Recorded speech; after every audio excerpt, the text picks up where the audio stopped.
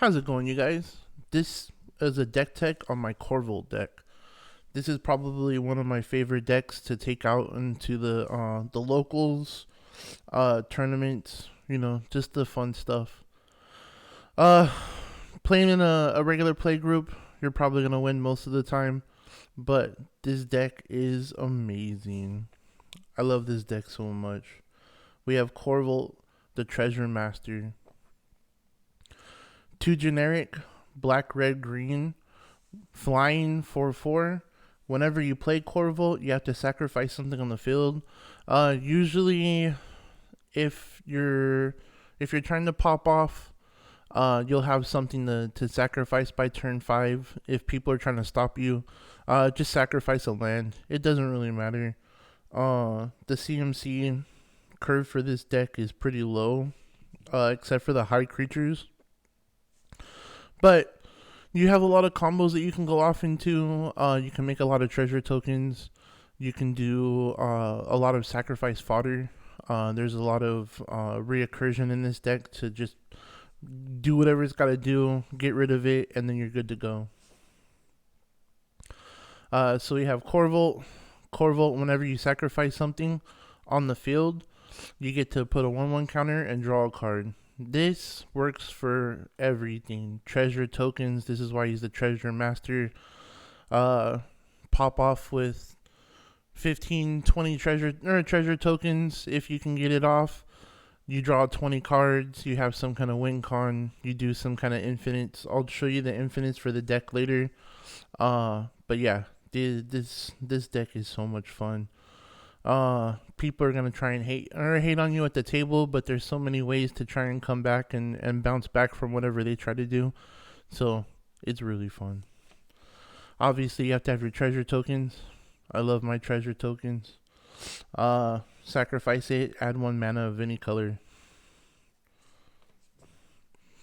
Start off with the 1-drops.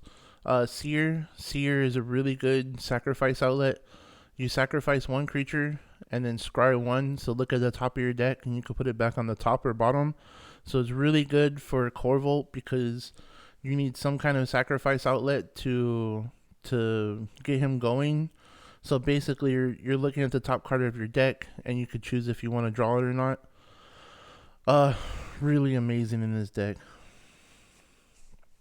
Another keeper for this deck is obviously going to be Zoloport.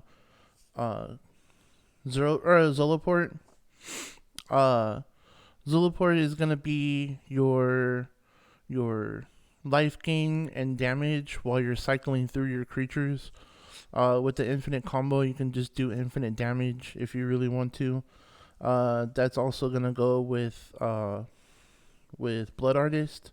Blood Artist is going to be your other outlet for sacrificing creatures, doing 1 damage to your opponent for each creature that dies, and then gaining 1 life for each creature that dies. Obviously, you can't have Korvold without Dockside. Dockside is like the backbone of this deck. If you're playing against it, you want to exile him, get rid of him as soon as possible. But he's not the ultimate go-to of the deck. He is a key part of it on trying to get your combos off faster. The more artifacts and enchantments that your opponents play, when he comes out on the battlefield, he makes that many treasure tokens. Those treasure tokens are obviously going to sacrifice themselves. You make whatever mana you can make. You put 1/1 counters and you draw that many cards. Really, really good. And plus, if he does attack, you sacrifice Dockside. Dockside goes to the graveyard, and there's reoccursion for bringing them back out. Just keep bringing them back down and replaying them. You're able to pop off as much as you can. We have the new card, Cankerbloom. Cankerbloom I put in here from Phyrexia because it's really, really good. He's a creature. He's a sacrifice 1. You could destroy target artifact, enchantment, or proliferate. Whatever you want to do, really. He is a blocker. Once he blocks, pay the 1, sacrifice him off, draw a card, put a 1/1 counter. If you want to destroy the artifact or enchantment, or if he's just your only thing in the hand, you could still proliferate and give him an extra +1/+1. You won't be able to draw the card, but you will be able to proliferate and put him bigger. Sakura Tribe Elder basically speaks for itself. Whenever it comes on the battlefield, sacrifice it. Once you sacrifice it, you get to look for a basic land and put on the battlefield. If Korvold's out, always remember that Korvold will draw before the sacrifice effect, because this is on the stack. So you'd have the sacrifice, Korvold will go off on top of it, put the 1/1 counter, draw a card, then search. So that's always something you have to look forward to. Same thing with Eternal Witness. Eternal Witness is just gonna be your return for whatever you need from the graveyard, and he's gonna be sacrifice fodder for whatever sacrifice outlet or for Korvold attack. Same thing with Stomper. Stomper is just here for a turn 3 spell boost and sacrifice fodder for whatever I need. He's not really here for attacking or defending. He's just here to basically do what he's got to do and then get sacrificed for whatever effect is coming up. Mayhem Devil is gonna be one of the key components to this deck, because while you're sacrificing, getting rid of stuff, anything that you sacrifice, fetch lands, treasure tokens, creatures, whatever is going on, whatever's happening with Korvold, even if Korvold's attacking, sacrifice something, do 1 damage to ping off whatever small creature you want to ping off. Or if someone's at really low life, like maybe 2 or 3, try to do whatever you can to sacrifice as much as possible to do that little bit of damage to kill him off. But very, very essential with this deck. We have Springbloom Druid. So he's basically here for the sacrifice fodder to get rid of 1 land and get 2 lands back. Basically it's a Harrow on a stick. But once you sacrifice, remember that you have to draw the card first, put the 1/1 counter, then search for the 2 lands. Then basically he's just sacrifice fodder after that. We have to have Grim in here, because Grim is going to be your draw mechanic for whatever creatures go to the graveyard, whatever non-token creatures go to the graveyard. So whatever stuff you're sacrificing off, you're able to draw 2 cards, 1 from her, 1 from Korvold, and then the 1/1 counter, and then whatever you're gonna do after that. I put Savra in here because Savra works really well with the creatures that I'm sacrificing. It doesn't have to be token or it doesn't have to be a token or a regular. So if you sacrifice a black creature, pay 2 life, and each opponent has to sacrifice a creature. Or if you sacrifice a green creature, you can pay 2 life, or you can gain 2 life. So if they're both colors, obviously you can just pay the 2 that you gain from the green part and just pay for the black, and everyone else sacrifices a creature too. It's a good field wipe. Your stuff is dying, so just might as well kill off your opponent's stuff too and gain some life. Yeah, so we have the Blazing Sky. The Blazing Sky is only here for the turn 4, and then the sacrifice fodder for the 3 treasure tokens. I mean, later on in the game, if you need blockers, he's really good. He's a flying trample. You can keep swinging in if you have nothing else to do. But those 3 treasure tokens are really, really going to help, because those will be 3 draw fodder for Korvold and 3 +1/+1 counters, and then whatever else you're going to do for the deck. Solomon's in here because obviously the same thing. Whenever you bring him out, you're able to look for the basic land. Once the basic land comes in the battlefield, turn 5, bring out Korvold. Korvold's going to sacrifice Solomon, draw 2 cards, and put a 1/1 counter. Obliterator is in here, obviously for the sacrifice effects. So he works really well with a couple of other cards. But once you're swinging in or blocking, that person has to sacrifice that many permanents based on the damage that he takes.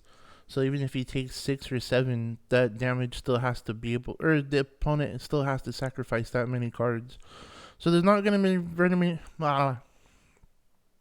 there's not gonna be very many people that are gonna try and block him. So it works out pretty well. Marin is gonna be in here because of the reoccursion. So every time a creature dies, you get an experience counter, which never goes away. You always keep the experience counters for the rest of the game, even if she goes to the graveyard and comes back. So, at the beginning of your end step, based on how many experience counters you have, if you have 5, you can get something from your graveyard that costs 5 or more, or 5 or less, and bring it back out to the battlefield, which is going to be your dockside, your all of the stuff that you've seen before, just anything you're trying to bring back from the graveyard to get the enter the battlefield effects and sacrifice effects for Korvold. Anything above the experience counters, you just add it back to your hand and just play it later.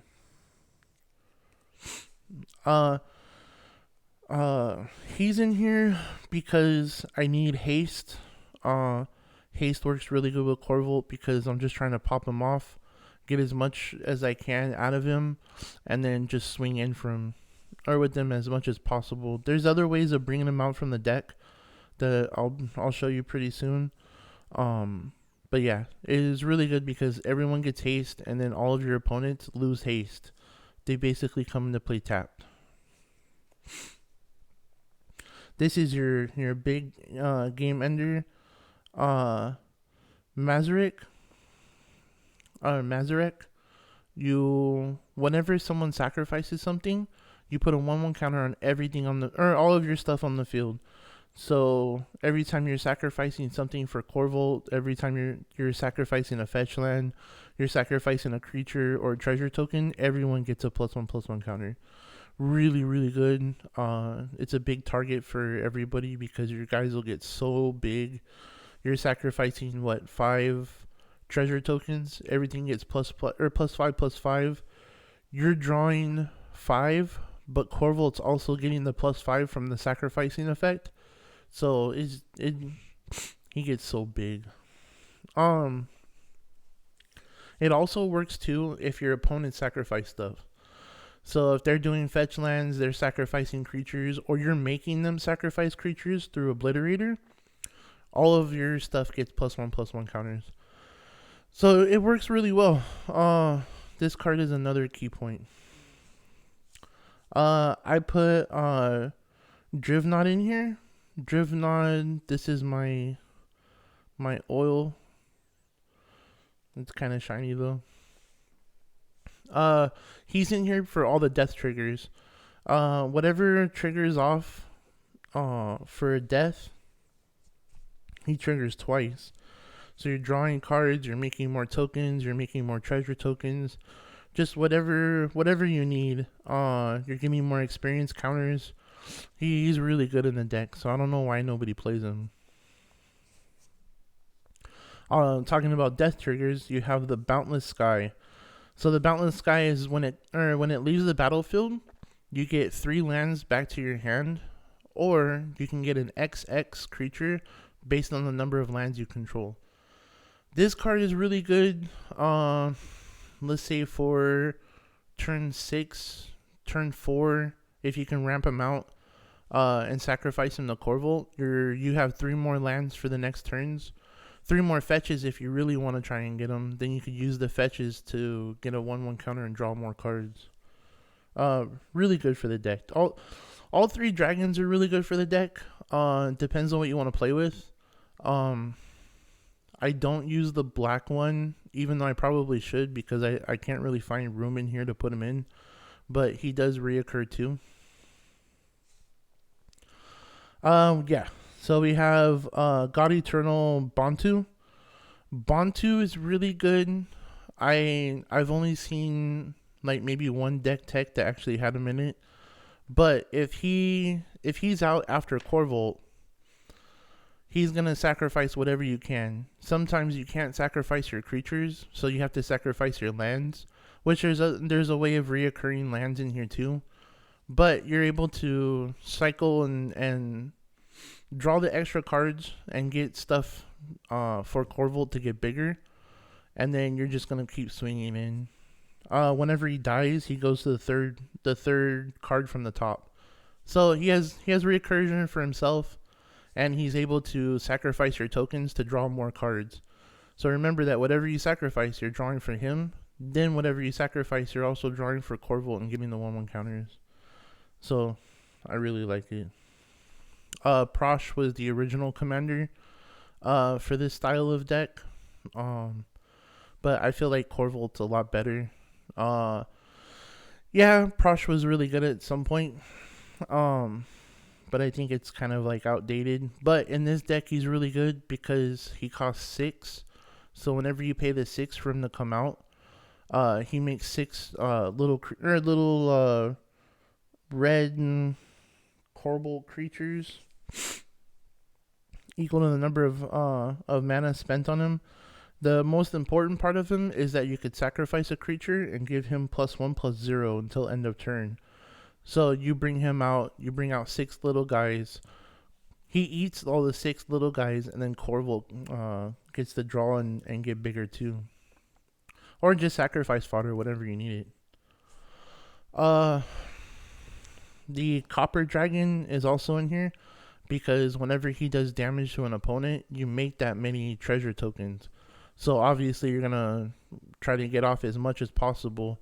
Korvold's going to eat the treasure tokens and just get bigger. Yeah, he's really good.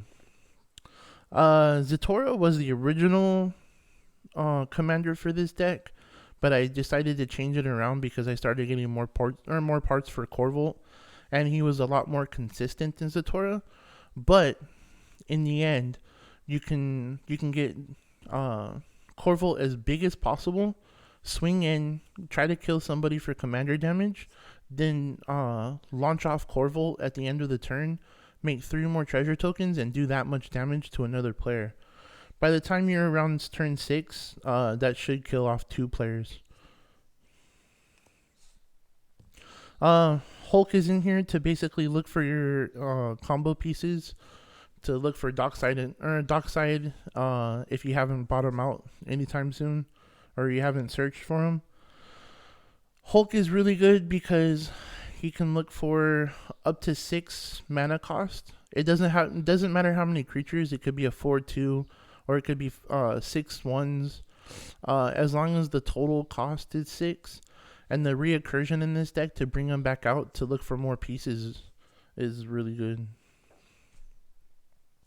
Old Gnawbone is just basically here to make treasure tokens.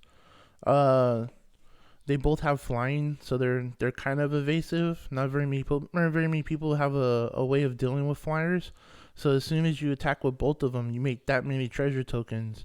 Then you go to main phase 2, and you just sacrifice them off to bring up Korvold as much as possible. You have Razaketh in here. Razaketh is basically your walking tutor. Sacrifice a creature, another sacrifice outlet that this deck really needs. Pay 2 life, sacrifice a creature, look for a card, put into your hand, and then shuffle your library. He's your 8 cost 8/8 beater with flying and trample. So if your opponent can't get rid of him, you're just going to keep swinging in to try and do as much damage as possible. That's it for creatures, except for the infinite combo that I'll show you at the end. Entomb is really good. With the incursions of this deck, you're just trying to basically put Dockside onto your graveyard, or whatever pieces you want to try and bring out from the graveyard. You can put basically anything that you want to put in the graveyard that's really good for making the infinites or making your combos work. Vampiric Tutor needs no introduction. Basically, take a card from your deck, put it on top of your deck, lose 2 life. You have crop rotation. Crop rotation is really good because crop rotation will be your sacrifice outlet for Korvold, and you get to look for whatever land you want. If you really wanted to, you can sacrifice your basic land, bring out a fetch land, sacrifice it for Korvold, +1/+1, draw a card, look for the land itself. It plays out really well, especially for a 1-drop. Haro is basically here for the same thing. Rolling Regrowth is here for the same thing too. Sacrifice 1 land, bring 2 lands out from the deck to the field. Rolling comes in tapped. Haro comes in untapped, so you could try to move it around however you want to play with that. Chaos Warp. Chaos Warp is here to just basically get rid of whatever is problematic on the field. Lands, whatever you want. They shuffle it back into the deck, reveal the top card of the deck, and then bring it back out to the field. For Recursion, Unearth. Unearth is really good because a lot of the stuff you want to bring out from the graveyard that costs 3 usually have sacrifice effects, or they're working with the infinite combos. So you're trying to get rid of this, or trying to use this to bring it back out. You could use Reanimate and Unearth to basically bring back Eternal Witness and just keep killing it off with the sacrifice effect. Just trying to basically make it to where you can have enough mana. You can use Phyrexian Altar. That would pay for the 1 for each one, and you just keep doing that to get the death triggers. I put in Summer Bloom in here. Summer Bloom lets you play an extra 3 lands. You're drawing a lot of cards from Korvold, so you might as well have a benefit of just playing extra lands for the turn. Usually, if I don't have Reliquary Tower or some way of actually like keeping my hand from discarding, it's really good because then you could just play your 3 lands and not have to worry about it. Then if you really want to, you can sacrifice the 2 treasure tokens that you have, or if you have any, to play this. Play your 3 lands. You have 3 extra lands for the turn to try and play something else. Demonic Tutor needs no introduction. Pay 2, look for a card, put in your hand. Recursion, we have Persist. Persist is really good too because most of the creatures in this deck are non-legendary. It does come into play with the -1/-1, but you still get to enter battlefield effects. So once it enters the battlefield, you still get the effect, and then it would die off if it's less than 1. Diabolic Tutor is amazing in this deck because you have the sacrifice outlet that you need.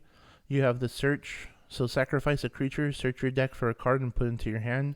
Really good. Remember that whenever you sacrifice the creature, you put the 1/1 and then draw a card. Then you search for the card. So whatever you're searching for could be a part of the combo that you need. You just look for the other piece. Maelstrom Pulse. Maelstrom Pulse is just basically to get rid of all the tokens. Just basically, like if everyone else at the table have like a soul ring and you don't, just get rid of the soul rings, or some problematic thing that is helping them win. You could just get rid of everything on the table. Or if you're playing like a whole game of elves, get rid of all their tokens. Screw them. Victimize. Victimize is basically your it's not a sacrifice outlet, but it is a it is a sacrifice outlet. Sorry, it's a sacrifice outlet for Korvold. Then you get 2 creatures back from the graveyard, and then you just keep going and going and going. Really, really good. Your Splendid Reclamation. This will be your land recursion. So even if you do sacrifice lands later on in the game, you could bring them all back to the field. Uh, yeah, and basically blow up if you really want to. Korvold should have a lot of ways of defending himself from taking too much damage going around the table. But by the time this comes out, everyone's looking for their win con or trying to finish everybody off anyway. But if you can come back around to your turn, really good. Another sacrifice outlet for lands. Scape shift. Sacrifice all your lands. Look for that many lands back out to the field. Korvold gets the +1/+1 and draws cards, and then you could just use Reclamation to bring them all back later anyway. Your field wipe, Living Death. Most of your creatures are going to be sacrificed anyway, so they're going to be in the graveyard. Sometimes I'll even put Korvold in the graveyard if I know that I have Living Death, just to be able to bring them all back to the field. Make sure that Korvold hits first, the other creatures hit, and then they do their sacrificing or enter the battlefield effects to make sure that Korvold gets his 1/1 counters. Not very many people play this, but Blood Money is really good. It's my field wipe for getting rid of all creatures on the field. And then I get treasure tokens equal to that number. Then I'll just try to find a way to recur or bring back him from the command zone, and then just use those treasure tokens to just try and get off as much as I can. Another field wipe, Blasphemous Act. People have been making a lot of token decks. So the more tokens that are on the field, the cheaper this costs. So you can bring out for one red, do 13 damage to everybody, and then try to find ways to bring everybody back. Soul Ring. Everybody needs Soul Ring. Pay 1, get 2. Swiftfoot Boots. Obviously here to protect Korvold or my key pieces. Korvold is really important, but he doesn't have to always be on the battlefield to get the effects. There are two other infinites in this deck that you could put together that don't really need Korvold because they're sacrificing anyway, and you could draw your entire deck. The same thing will go for Lightning Greaves. Lightning Greaves is just here to protect Korvold or my key pieces. Another graveyard reoccur. So Crucible of Worlds, you can play land cards from your graveyard. So even if you are sacrificing for Korvold, there's a way of bringing them back. And then the new card, Crucible of Conduit of Worlds. Sorry, it's too shiny. You can bring lands back from the graveyard, just like Crucible of Worlds. But if you don't play anything for the turn, you can play something that's a non-land permanent from your graveyard, and then bring it out from the graveyard that turn. But only if you haven't cast a spell. You may cast that spell. If you do, you cannot cast an additional card this turn. But it's really good because, maybe you just need one way of winning. Dockside comes in the battlefield, makes a bunch of treasure tokens. You sacrifice them off to Korvold. Korvold attacks for the turn. You don't really have to play anything else. Yeah. So Birthing Pod is really, really good in this deck. It has 3 generic and 1 green Phyrexian. Its payment is 1 generic and 1 Phyrexian green. But you basically sacrifice a creature on the field. Look for 1 creature in your graveyard that's +1 to the mana cost, and then bring it out. So you can use a 1 to look for a 2, 2 to 3, 3 to 4, 4 to 5, 5 to 6. Really good sacrifice outlet, and then you get a bigger creature on top of that. But you can only do it once during sorcery speed. Nexus is in here because mostly for taking an extra turn. Bring it out. Korvold's gonna attack. you can sacrifice this. When it goes to the graveyard, you get the extra turn. And you stop people from taking their own extra turns. So it's a really good card for this deck. I haven't seen very many people play it. No green deck is complete without the Great Henge. Obviously, you know, Korvold's going to be big, so that 7 cost isn't really going to matter. When it does come on the battlefield, you can get 2 green, gain 2 life, and then you can put a 1/1 counter and draw cards whenever a non-token creature enters the battlefield. So this is really good. Sylvan Library, obviously for some drawing manipulation. Look at the top 3 cards of your deck. Choose one, and you can put it on top. Or you can have the other 2 cards and draw those 2, but you have to pay 4 life each. Bitter Blossom is in here because you're gonna be making sacrificed fodder. So you pay, or you lose 1 life, but you make a 1/1 flyer.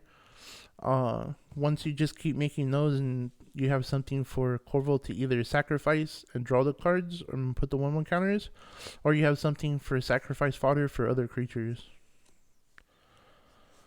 Journey to Eternity. This card is really, really good because you place it onto a creature and then you find a way to get rid of it and sacrifice it.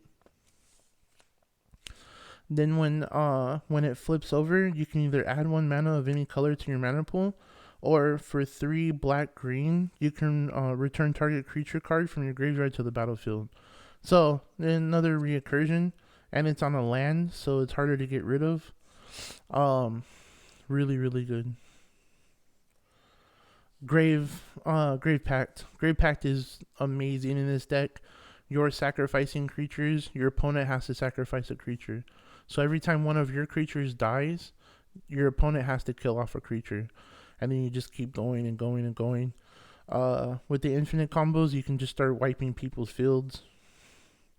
Parallel Lives is obviously in here because you have the treasure tokens. All of your treasure token creators are basically just going to double. Yeah, this card is really, really good, especially with Dockside. I played it with Dockside and I made, I want to say 27 treasure tokens at one point. So yeah, it is really, really good. Onto the lands. Nothing. I mean, the lands are obviously going to be the best part of your deck because your colors are going to make it work. But I have 4 swamps. I have 2 mountains. I really do like these oil cards. They don't stick out on camera, but they do stick out in person. And then 3 forests. Then you have to have your 3 fetches and the colors. You gotta have your 3 shock lands to look for the fetches. Unfortunately, they didn't make the other 5 of the battle lands or the bond lands or whatever. But as long as you control 2 or more basic lands, then it comes into play untapped. But it is searchable because it does have the land types. Then my battle bond land, if you're playing in a pod with 2 or more opponents, comes into play untapped. Your turn 3 check land. Oh, sorry. I have another battle bond land. Your turn 3 check land. Just to make sure you have 2 more lands before bringing it out. Your basic type check lands. These are really good for coming to play untapped. Especially with your dual lands because they come into play easier. Your Evolving Wilds and your Terramorphic Expansion. You sacrifice these to look for a basic land to put on the field tapped. Korvold gets his abilities off. The basic tri-land, command tower, evolving wilds.